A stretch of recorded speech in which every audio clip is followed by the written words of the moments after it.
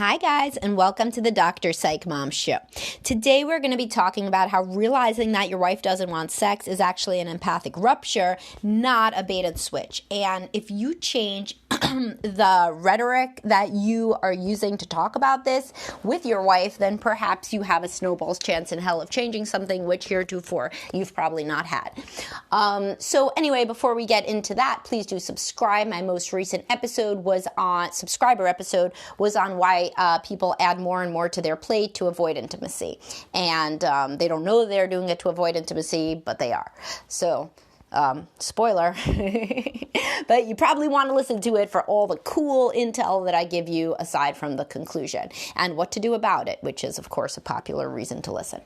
All right, so what am I talking about here and what do I mean? So obviously, unless you're in a coma by now after listening to this amount of my stuff, you know that women's libido decreases in monogamy and that women don't know that's going to happen because women don't know that. How would they know that? Nothing talks about that, and so I talk about that, and hopefully other people more and more are talking about that such that women understand that that's a part of life, but they don't. And it's a big shockaroonie to women, that especially if they were previously fairly high libido, that their libido goes down within monogamy.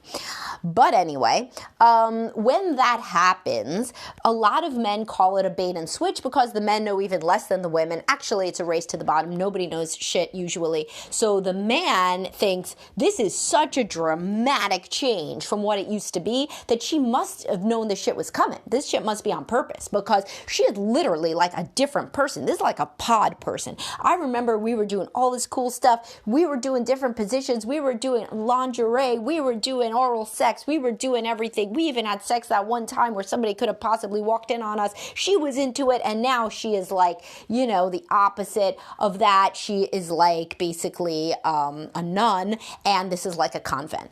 And so she must have known that like tremendous sea change was going to occur because it is literally insane. And the woman is like, what are you talking about? Because the woman basically just woke up from being drunk for like 1.5 to 3 years of the honeymoon/limerence stage. And you don't even remember shit that happens when you were drunk. It's like, you're like, I danced on the bar? Me? No, I don't believe it. Picture it didn't happen. And you did, and that's what it's like to have your adrenaline and your hormones racing during the honeymoon stage. You are doing all sorts of stuff. Your inhibitions are down. You are a different person. You are the sexiest version of yourself, and it is basically like being drunk or high and not remembering anything. Not anything, like you remember literally what happened, but it's like you cannot even imagine that was how you felt. So because the change is so dramatic, most women assume two things. They assume A, that it's obvious that like it's due to the man because like they didn't like do anything different, they think. So must be that he's a dick. That must be it. He's an asshole. So that's why, I don't want sex anymore. And or they assume that this is, just the stage that they're in now and that they both must be feeling it because he must be feeling it at some level too. And now they've moved on to a different stage of life where they're going to have babies or they already have babies or like whatever. And even though he still keeps pushing her for sex and like kind of, rubbing up against her, she's like not in that zone anymore at all. So she's like, oh, he's just messing around. He should just probably jerk off or something. Right? Because she's like so not into it that she cannot even imagine that he still feels the same level of desire that she in fact used to feel back in the honeymoon stage. It's like when you quit drinking or you're the designated driver, you go out with your drunk friends. You're like, what the hell y'all acting so stupid for? Like, you must understand something about how stupid you're acting, but they don't. And you didn't when you were drunk the previous weekend either. So what this really is, like, it's not a bait and switch. I just cannot even state that enough. I'm trying to hammer it home, but like, I don't know how I could say it more cleanly. It is not a bait and switch. The woman doesn't know what's going to happen. However, that does not make it like that does not make it any less painful for the guy. And for the guy, it's an empathic rupture. Really.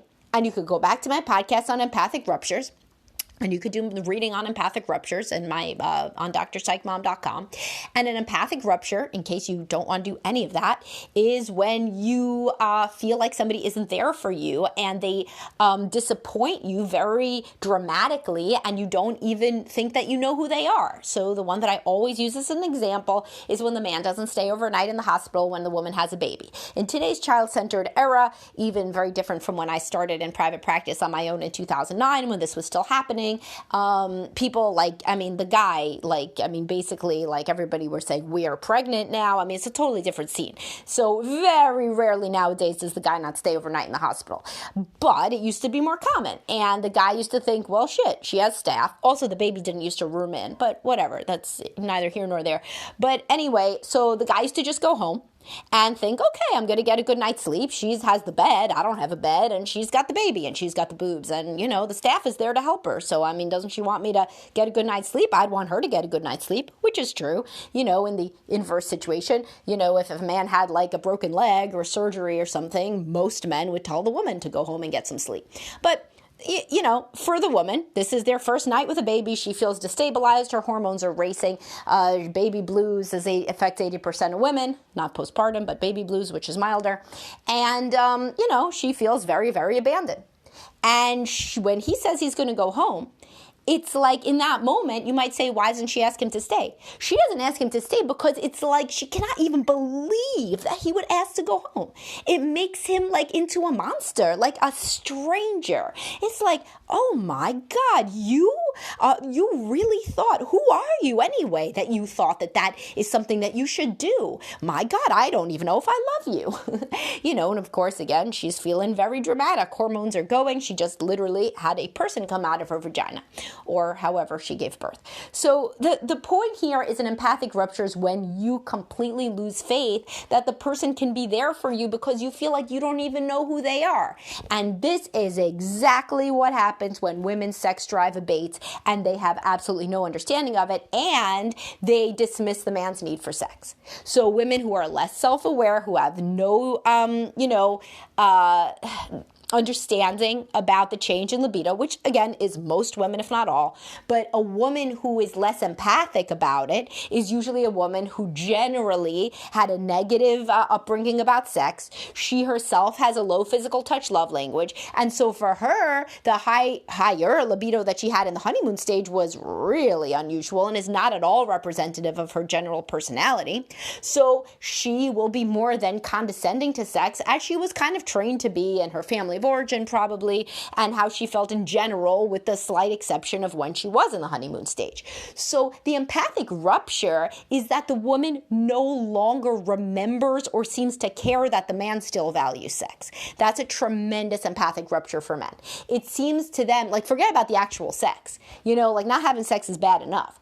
But, as I've discussed, most men, if their wife had a vagina problem and her vagina was medically, unable to be used because she had cancer or something horrible, then they would stay with her. So it's not about the sex. It's about the fact that she doesn't give a shit.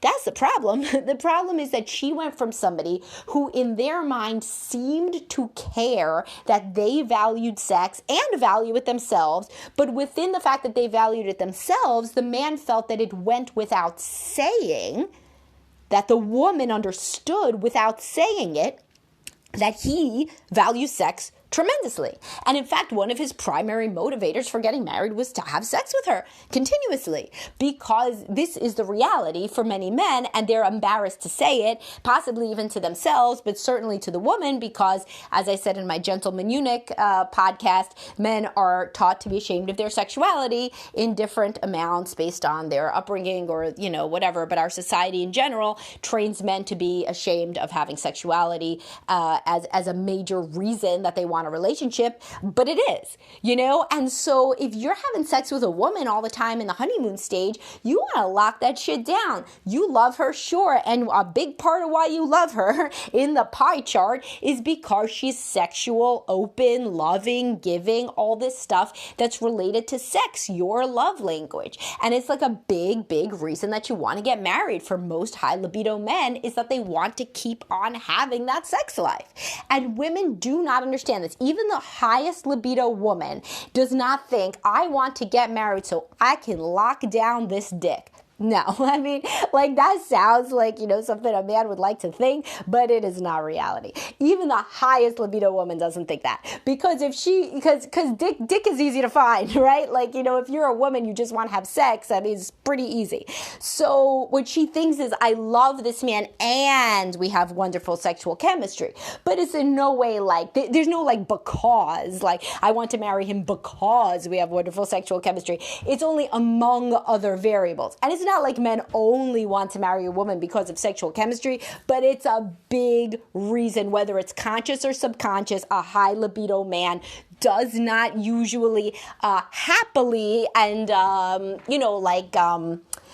unconflictedly marry a woman with whom he does not have wonderful sex, because it's such a big part of what he wants.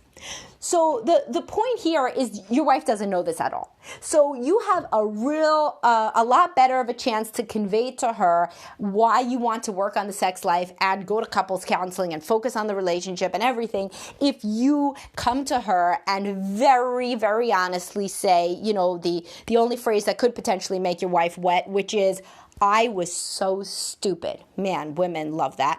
I was so stupid. I've been doing all this reading and shit, and I was so stupid. You want to hear something stupid? I know you love stories where I'm stupid. So I really thought that it went without saying that a major reason we were getting married was so we could keep having awesome sex. I know how that sounds to you now. I know it sounds like I'm the biggest moron, but I truly, deeply believed that we were on pretty much the same page about sex, and that a big reason that we were getting married was so that we could do it all the time, like we were when we were dating. And now that I understand more about how women's libido drops in monogamy, I understand how foolish that was. However, the pain that I felt when you didn't want it anymore and started to be like, why don't you go jerk off? Why is this such a big deal to you? And you started to look down on me about having a sex drive that I thought that you loved, that I thought was like one of our compatibility points, like that was an empathic rupture. It really was. And, it's been hard for me to get past it. And I think I haven't even been explaining it to you right, because I've been thinking crazy shit like it was a bait and switch and you knew all along that you weren't going to want to have sex with me. And that is crazy. I now realize I had no education on the topic. But what I realize now is why I'm so sad. And I make my passive aggressive comments and be, sulky and all these things I should work on just to be, a better man in general. The reason is that it was a tremendous empathic rupture. It seemed to go from one day you were like joking around with me and wanting to have sex with me and like everything was cool and warm and fuzzy, and then the next day you were like, ew, you want to do that again? Oh no, definitely not. If you want that, then maybe you should just go jerk off in the shower. And so that's a really big change. It's a sea change.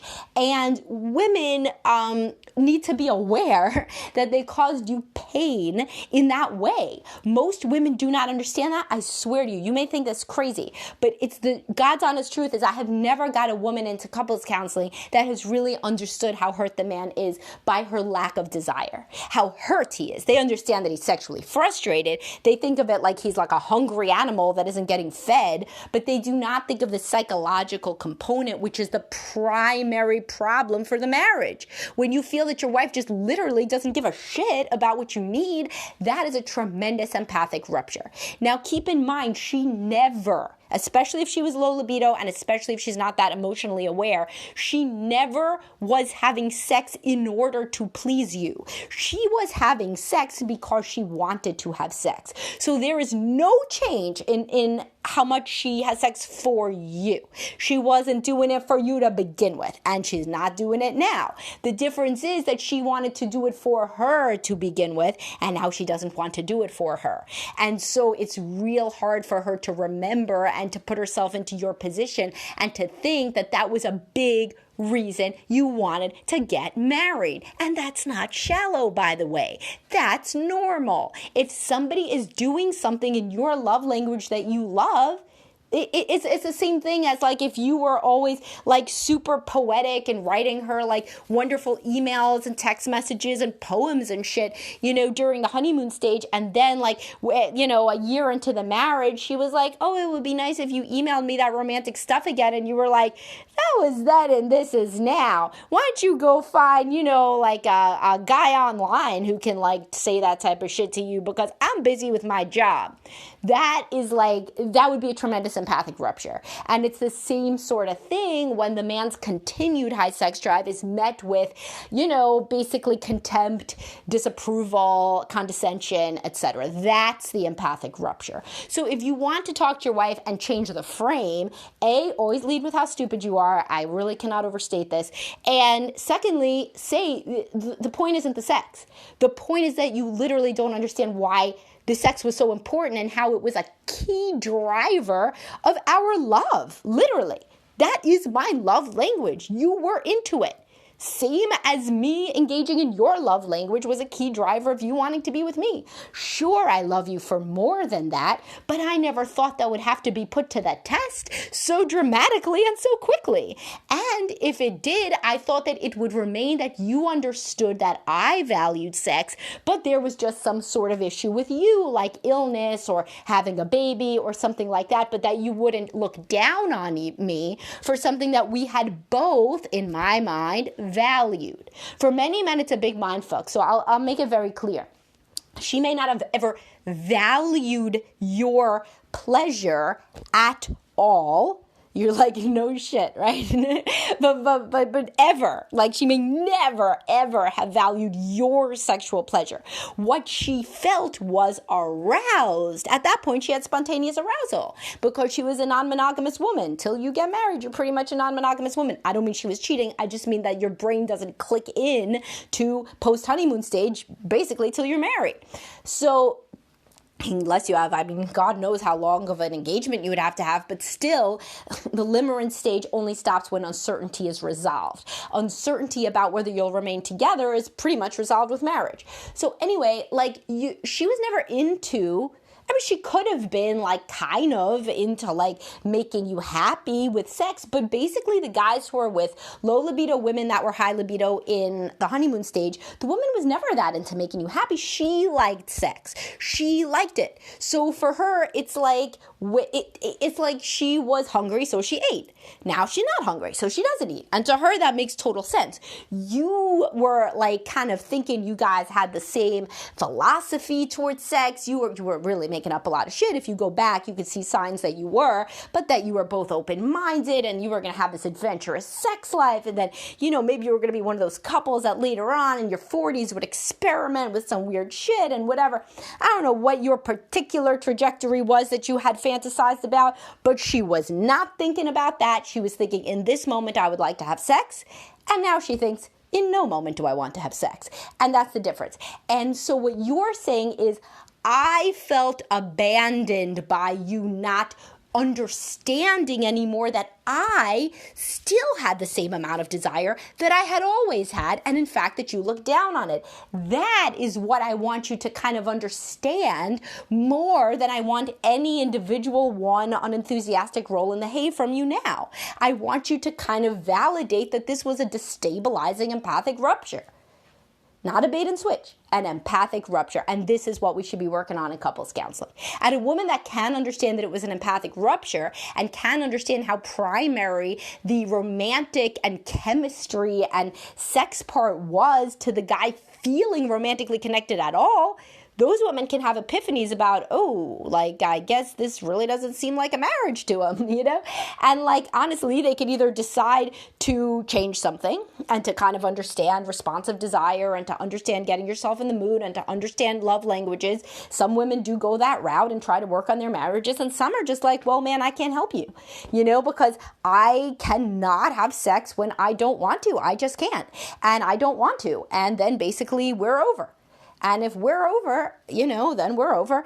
And I'll tell you, you could ask other men in that same position, but it's not the end of the world when it's over, because, there are other human beings out there that do not, not have sex with you for a year or whatever your current situation is. But anyway, that's putting the cart before the horse. The point is that if you really want to be understood, you got to convey yourself more articulately and less aggressively. The bait and switch rhetoric is extremely aggressive, not to mention completely inaccurate, as I hope that I have shown you. And if you come at it more from the perspective of empathic rupture, your wife may well understand you a lot more. Okay? And so I hope that this was helpful to y'all, and have a great day, guys.